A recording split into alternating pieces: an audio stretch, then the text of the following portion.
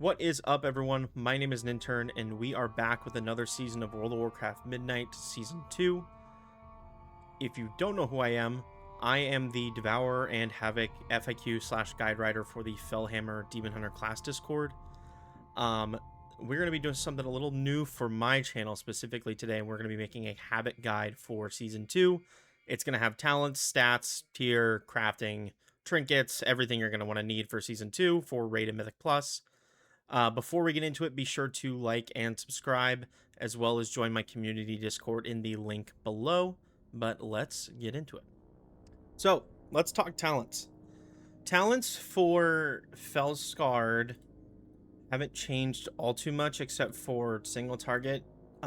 Just as a caveat, if you are in a scenario where you are going to be hitting like more than one mob really at all in Raid, granted, you're going to be playing Aldrachi Reaver for primarily in Raid anyway if you're playing Havoc. But this build is specifically for pure single target, and the reason why is that it doesn't have anything for MO. But it does have this is just how you do the best single target damage as Fel-Scarred. It also doesn't have deflecting dance. You'll notice that too. So like this build isn't super recommended for really much of anything, but if you're a diehard Fel-Scarred and you're on a pure single target fight, here's where you would use that. Now we'll swap over to Mythic Plus. This is going to be really familiar. Basically, we just don't have Isolated Prey and we don't have Screaming Brutality, which is fine. You can still spread Burning Wound manually if you want to. I wouldn't use Throw Glaive for it. I would just, you can tab target to reapply it, but it really isn't a big deal either way. And then we're picking up Essence Break. Every build for Havoc this season is going to have Essence Break because of the tier set, which we will go over in the next section. But this is pretty simple. This is pretty familiar as far as Fel-Scarred goes. Big thing is Extra G is here instead of Inertia because Inertia got nerfed on the PTR. It's only 12%. So Extra G is just the move now. Makes the rotation a little simpler, and the people that don't like Inertia don't have to deal with it if they don't want to. And the Glaive Tempest is still here. You know, good AoE. Nothing too crazy. Aldrachi Reaver. Now, if you saw my little talent tab, you'll notice that I only have one AR build, and that's because AR just plays the same build for everything. Which is definitely an advantage for it. It is lower in raw AoE than Fel-Scarred is, and like the general recommendation for Mythic Plus is specifically Mythic Plus. Like Raid, you'll probably just play AR for everything. Mythic Plus is very much you play Fel-Scarred unless you're in a comp or you're in a scenario where just playing AR to have its funnel and physical damage is better. It's like a Fizz comp or like a comp, or like if there's a comp that you just really need funnel for some reason because you just have like two of the biggest pad specs in the game or something like that. But we're still playing Extra G here. Glaive stuff. You know, Apex is still here. Shattered Destiny and of course Essence Break are still here. Nothing too crazy going on here. Nothing earth shattering in terms of rotation.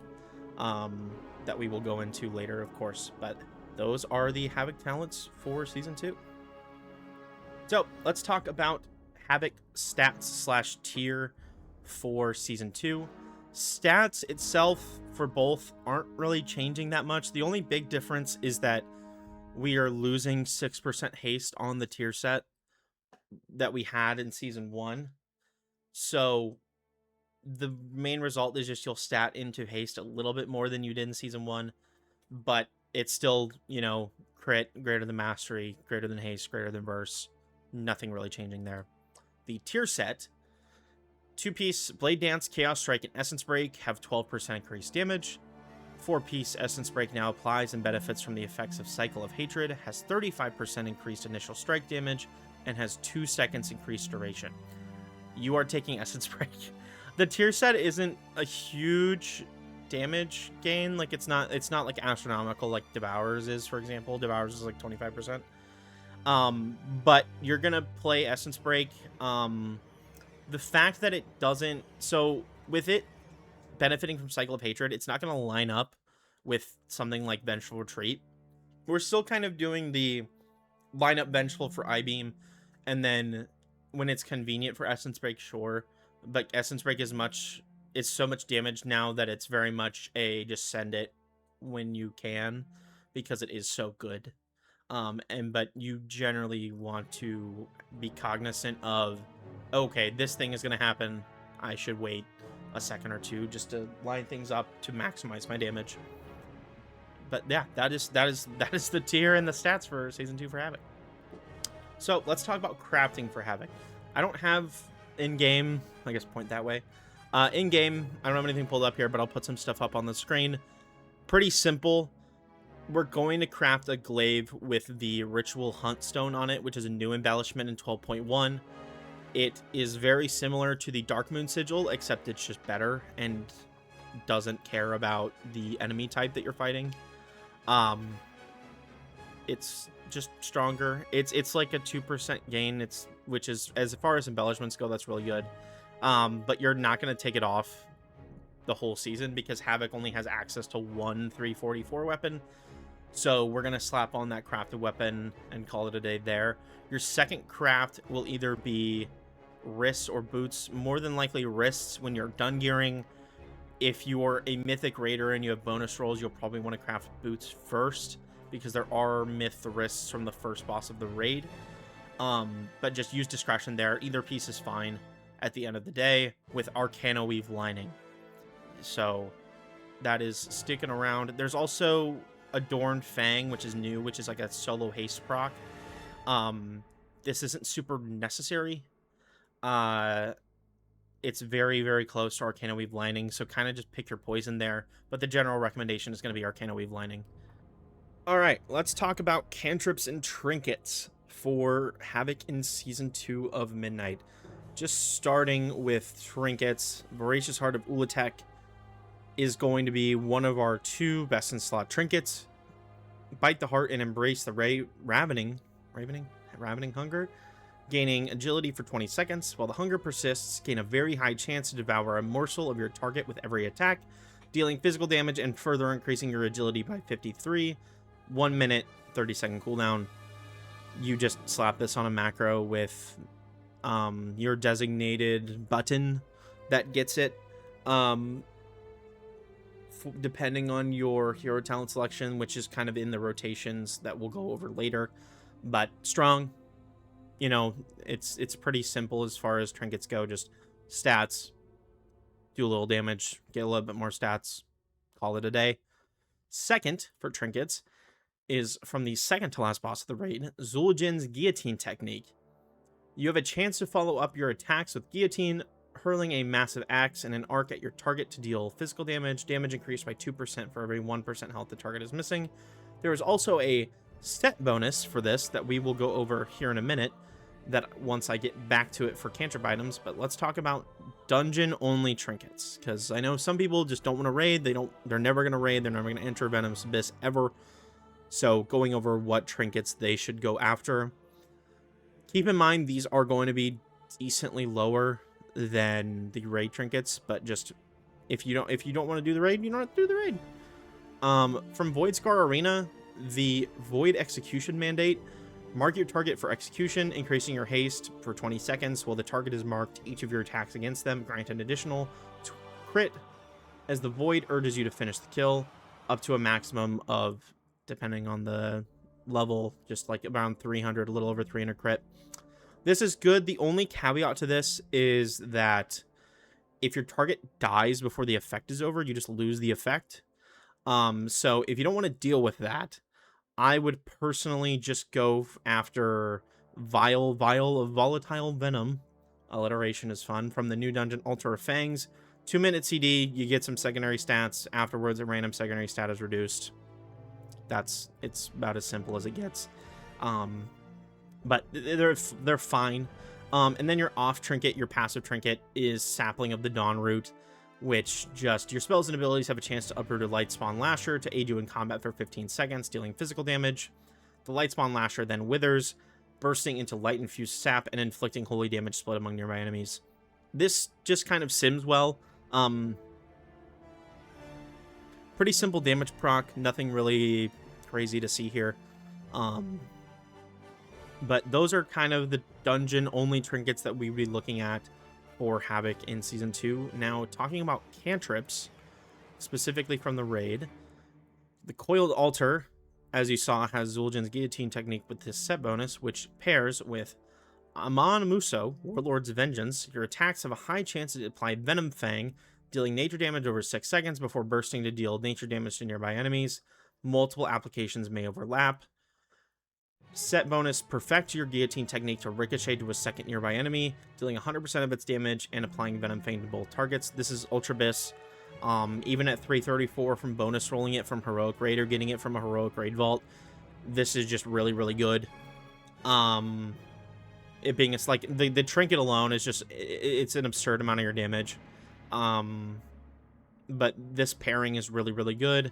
And then from Ula'tek, we have a Curebane Reliquary, which all the jewelry from the raid reduces the damage you take from deadly venom by a percentage. But a Curebane Reliquary, your spells and abilities have a chance to increase your critical strike, but reduce your other secondary stats for 12 seconds. This is just insane. It has 2 sockets on it too, just for good measure, but it also just has an insane amount of crit on it. This is absolutely Gigabyss, even at 334, just absolutely better than anything you can get. Gaze of the Coiled Watcher. Your spells and abilities have a chance to increase your haste, but reduce your other secondary stats for 12 seconds. Same thing as the neck, just for haste. With us wanting a little bit more haste this tier on our gear, this is just kind of good. It's not as crazy as like a Curebane Reliquary or like the Axe combo, but that is kind of where we're at with cantrips and trinkets for Season 2 of Midnight. All right. Let's talk enchants, consumables, gems, that sort of stuff. I'm just going to throw stuff up on the screen like I have done before. But for weapon enchants, you're either going to do the crit weapon enchant or the mastery weapon enchant.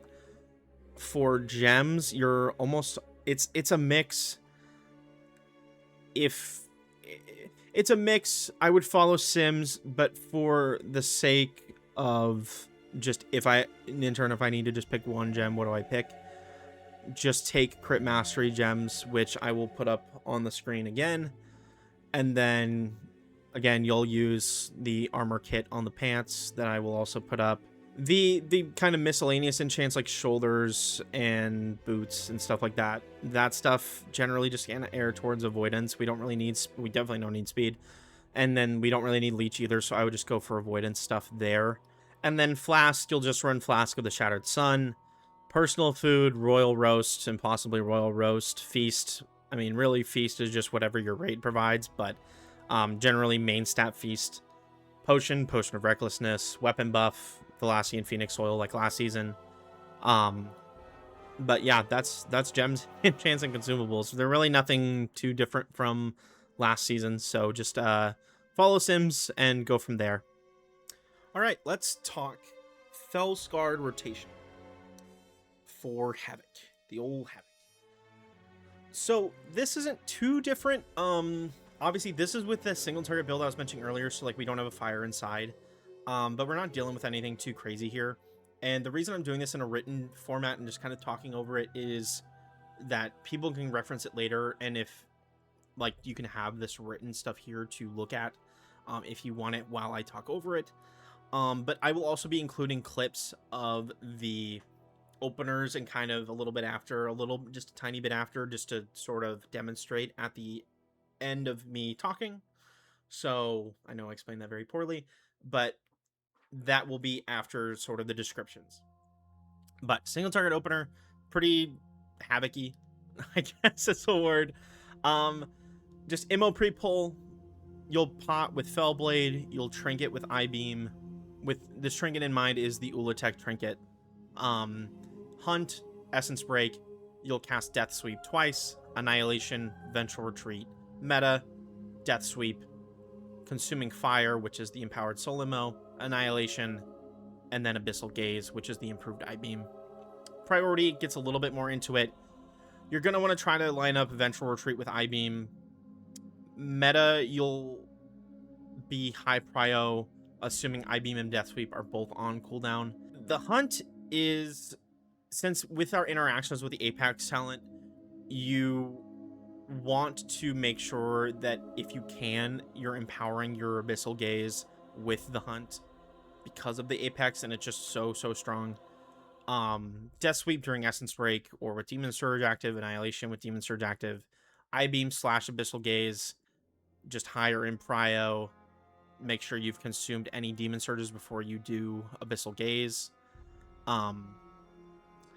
Essence Break, if I-Beam's cooldown is a few seconds until it's back up, you'll hold 4 Death Sweep, just because it's so much better for Essence Break than Blade Dance is. Consuming Fire, empowered MO with Demon Surge, Chaos Strike Annihilation, MO Consuming Fire, Fellblade, and then Fel Rush if you have absolutely nothing else to do. AoE for Fel-Scarred really is just the addition of, as far as like rotation changes go, is just the addition of a fire inside. So after you do your Fellblade with Pot, you'll MO again, and then we're basically working with the same thing here as single target, which is nice. AoE priority is pretty much the same, just including you want to spend both of your MO charges before you meta, since they'll both get reset. And in this build, they are so strong since we are taking the MO talents. But otherwise, we're working with the same stuff here. And then moving over to Aldrachi Reaver, which again does take the same build for both single target and AoE. It's a pretty simple precast MO 1 second before pull.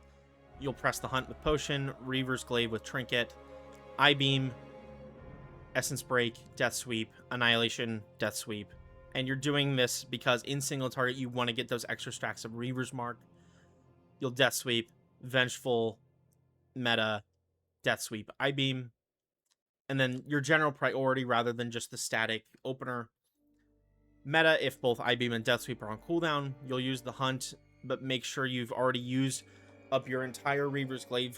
Or you've at least used the Reaver's Glaive. You don't necessarily have to have used the empowered buffs yet, but you just don't want to munch Reaver's Glaives because they are so important. You'll eventually retreat to align with I-Beam like we would in Fel-Scarred before. Reaver's Glaive, assuming you've used your procs.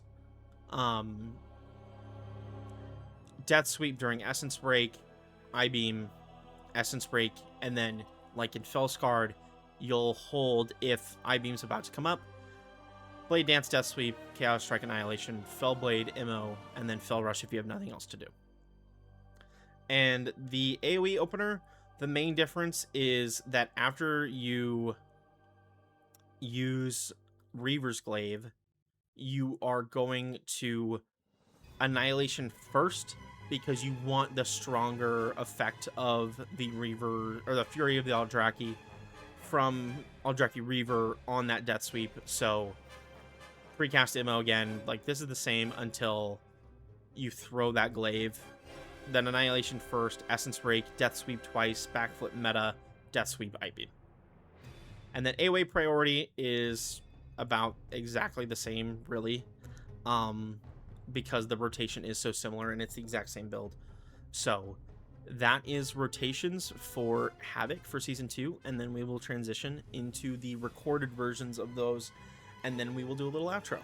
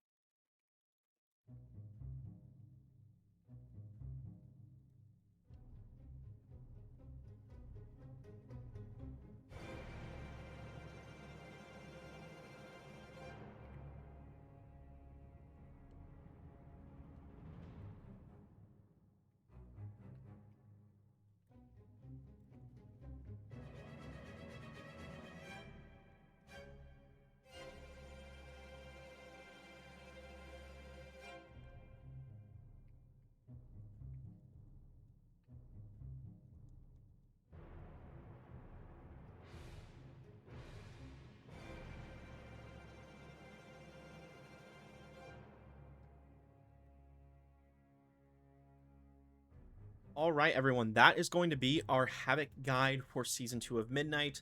Um, I just am incredibly grateful for all the support, and that I'm able to also do the Havoc guide now for the Felhammer.